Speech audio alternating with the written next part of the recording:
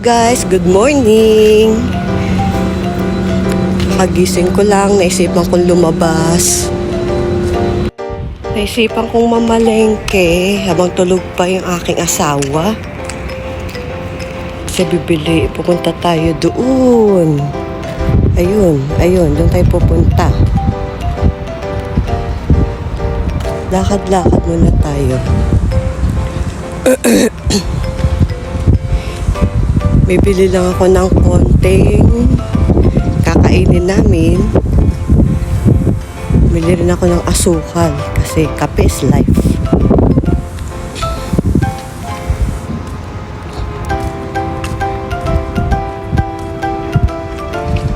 Simula na ng Yasumi next. Ay, mali pala. Ayan o. Bukas simula na ng Yasumi namin dito sa Japan. Kayo ba guys? Anong nyo? Anong plano nyo ngayong Yasumi Golden Week dito, holiday. Yung iba mamamasyal. Kami naman wala, dito lang kami sa bahay. Malapit lang naman to.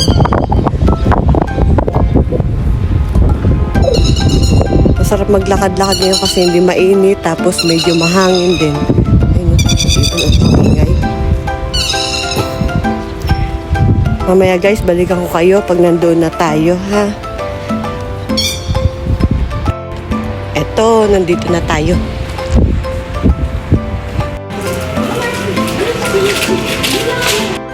Ay, pauwi na tayo. Yung sabi kong asukal lang ang bibilihin ako po guys. Eto, nabudol ako sa dami ko nabili. Pauwi na tayo. Hindi ko na masyadong kinunan ng video habang nag-ano ko na mamalengke. Kasi ang hirap mag-video mag-isa. Yung feeling vlogger. Lakad na ulit tayo pauwi. So, mamaya na lang guys, pag uwi natin, tignan natin kung gising na yung asawa ko. Grabe, ang sarap ng hangin. Ang lakas. Sarap maglakad-lakad.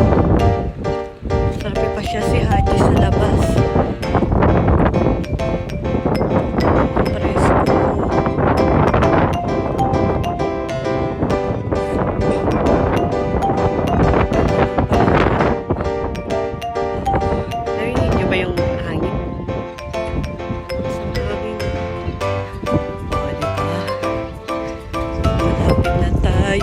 Grabe, ang bigat ng dala ko.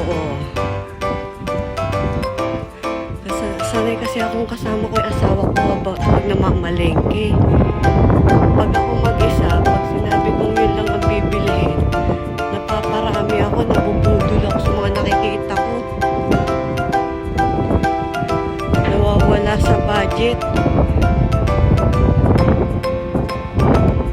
Yan na, ang apartment namin.